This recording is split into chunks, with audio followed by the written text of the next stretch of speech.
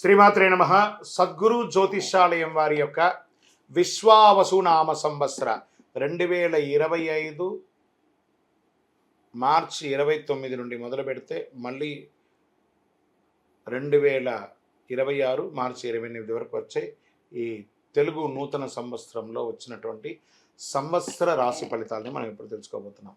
ప్రతి ఒక్కరికి ఏముంటుందంటే, గురుగారు నాకు ఎలా ఉండబోతుంది ఈ సంవత్సరం, నాకు ఆరోగ్యం ఎలా ఉంటుంది, నాకు ఐశ్వర్యం ఎలా ఉంటుంది, నా వ్యాపారం ఎలా ఉంటుంది, నాకు ఉద్యోగం ఎలా ఉంటుంది, నాకు అసలు ఉద్యోగం వస్తుందా రాదా, నాకు వివాహం అవుతుందా అవదా, నాకు సంతానం కలుగుతుందా కలగదా, నా వ్యాపారం అభివృద్ధి అవుతుంది, నేను విదేశాలకి వెళ్తానా వెళ్ళనా, ఎన్నో ప్రశ్నలతో కూడినటువంటి ఆ ప్రశ్నలకు సమాధానమే ఈ గోచార గ్రహస్థితి. ఇందులో మళ్ళీ చెప్తున్నాను, గోచార గ్రహస్థితి మీ యొక్క వ్యక్తిగత జాతకానికి ఒక 30 నుంచి 40% మాత్రమే వర్తిస్తుంది.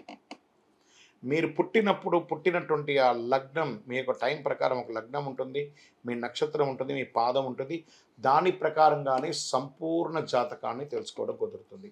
నేను చెప్పే ఈ గోచార ఫలితాన్ని కొంతవరకు తీసుకోండి. తర్వాత మీ యొక్క వ్యక్తిగత జాతకాన్ని మీ పరిసర ప్రాంతాల్లో ఉన్నటువంటి గురువులను సంప్రదించండి. గురుగారు నాకు ఈ సంవత్సరం ఎలా ఉంది, నాకు జాతకం చెప్పండి అని వారి దగ్గర అవసరమైతేనే తెలుసుకోండి. మళ్ళీ చెప్తున్నాను, ప్రతి ఎపిసోడ్లో నేను చెప్తూ ఉంటాను, జాతకం పడుతున్న వర్షానికి ఒక గొడుగు మాత్రమే, కానీ జాతకం జీవితం కాదు. మీరు మిమ్మల్ని నమ్మండి, మీ ఇష్టదైవాన్ని నమ్మండి, మీ కులదైవాన్ని నమ్మండి, మీ జీవితం బాగా ఉంటుంది. మరి లేదు గురుగారు, మేము మీ దగ్గర తెలుసుకోవాలనుకుంటున్నామని చాలామందికి ఉంటుంది కదా. మా దగ్గర తెలుసుకోవాలనుకుంటే కింద కనబడుతున్న మా నెంబర్కి మీ పేరు, date of birth, time of birth, place of birth WhatsApp చేయండి, కాల్ చేయకండి. అది చూసిన తర్వాత మా అడ్మిన్స్ మీకు రిప్లై ఇస్తారు. విజయోస్తు. కుంభరాశి మిత్రులారా, మీరు ధనిష్ఠా నక్షత్రం 3, 4 పాదములు, శతభిష నక్షత్రం మరియు పూర్వభాద్ర నక్షత్రం 1, 2, 3 పాదాలకి జన్మించిన మీరు కుంభరాశి వారుగా పరిగణించబడుతున్నారు. ఈ యొక్క విశ్వావసునామ సంవత్సరం మీకు శుభాశుభ ఫలితాలు ఎలా ఇస్తుందని చూస్తే, ఈ సంవత్సరం శని మీ యొక్క జన్మం నుంచి మీనంలోకి మారుతున్నారు. అంటే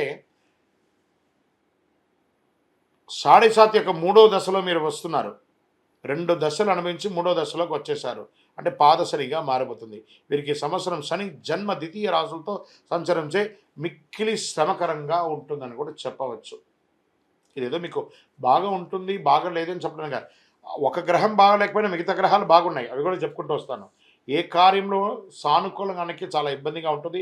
వృధా కార్యక్రమాలు ఎందు అలసట, భార్యపుత్రాది స్వజన విరోధములు, ఆరోగ్య లోపములు జరిగే అవకాశాలు ఉన్నాయి.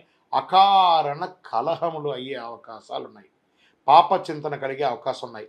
చైత్ర వైశాఖమునందు, కార్తీక మార్గశిరమునందు గురువు చతుర్థ షష్ఠ రాశులందు సంచరించినప్పుడు బుద్ధి చాంచల్యం, తేజోహాని, ప్రవాసం, బంధుమూలక వ్యధ కలుగును.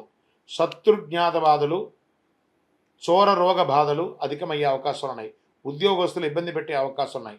మిగిలిన సమయం అంతా కూడా పంచమ గురువు అయినందున చాలా వరకు పరిస్థితులు అనుకూలించే గురు భగవానుడు అనుకూలంగా కలిగిస్తున్నాడు. మీకు పుత్రవృద్ధి, సుజనత్వం, ప్రభు అనుకూలత, రాహు ద్వితీయ జన్మరాశుల్లోనూ, కేతువు సప్తమ అష్టమ రాశుల్లోనూ సంచరించే వృధా వైరం, అధిక ప్రయాస కలుగుతుంది. భార్య భర్తల మధ్య కూడా కాస్త సఖ్యత లోపం అవుతుంది. స్వజన విరోధం, ఆరోగ్య లోపం, కళత్ర వర్గంలో పేచీలు, అన్నదమ్ముల మధ్యలో విపరీతమైనటువంటి పేచీలు, గొడవలు ఏర్పడే అవకాశాలు ఉన్నాయి. ఆఖరికి విడిపోయే అవకాశాలు కూడా ఉన్నాయి. ఇది భయపెట్టడానికి చెప్పట్లేదు, నిజాన్ని చెప్తున్నాను. చైత్ర వైశాఖ మార్గశిర వశ్యమాసం నందు కొంత అనుకూలం వస్తుంది. ఆషాఢ శ్రావణ భాద్రపదం నందు అధికంగా జాగ్రత్తగా ఉండవలసినటువంటి అన్ని రంగాల వారికి, ఉద్యోగ, వృత్తి, వ్యాపార, విద్యార్థి, స్త్రీ పురుషులు అన్ని వారు కూడా జాగ్రత్త సుమి. 2025, 26 ఇది మీరు ప్రతి క్షణం అనుకూలంగా ఉండేటువంటి ఒక సంవత్సరం అని కూడా చెప్పచ్చు. తర్వాత మన మాస ఫలితంలో ఆ మాసంలో ఎలా మార్పులు జరుగుతాయో చెప్తాను. ఓవరాల్ 45% అనుకూలం, 55% ప్రతికూలం. అంటే మీరు ఎక్కడున్నారో ఒకసారి మీరు ఊహించుకోండి. మీరు మనం నడిచి వెళ్ళే దారిలో ఒక స్పీడ్ బ్రేకర్ ఉందంటే, తెలిసిందంటే మనం జాగ్రత్త పడతామా లేదా? లేదా అలా ఎక్కి కింద పడిపోతాం కదా. కుంభరాశి మిత్రులారా చాలా జాగ్రత్తగా ఉండాలి. ప్రత్యేకించి ఆరోగ్యం పట్ల శస్త్రచికిత్స అయ్యే అవకాశాలు కూడా ఉన్నాయి. వాహన ప్రమాదాలు కూడా అయ్యే అవకాశాలు. ఏంటి గురుగారు మీరు ఇలా చెప్తున్నారు అని అంటే, చెప్పకపోతే దోషం. చెప్పాను కాబట్టి జాగ్రత్త పడండి. ఇది మాత్రం నేను మీకు చెప్పగలను. నక్షత్ర పరంగా ధనిష్ట వారికి ఆషాఢ బహుళం నుండి సంవత్సరాంతం వరకు నైదన తారయందు కేతు సంచారం. సప్తమిష వారికి మార్గశిర శుక్లం నుండి సంవత్సరాంతం వరకు జన్మతారయందు రాహు. ఆషాఢ బహుళం నుండి సంవత్సరం వరకు కేతు సంచరిస్తున్నారు. పూర్వభాద్ర వారికి సంవత్సరారంభం నుండి వైశాఖ పూర్వార్థం వరకు, తిరిగి భాద్రపద బహుళం నుండి మాఘ పూర్వభద్రం వరకు జన్మతారయందు శని, సంవత్సరారంభం నుండి కార్తీక బహుళ వరకు జన్మతారయందు రాహు సంచరిస్తున్నారు. మొత్తం మీద మీరు ఈ సంవత్సరం చాలా జాగ్రత్తగా ఉండాలి. నవగ్రహ శాంతి చేయాలి.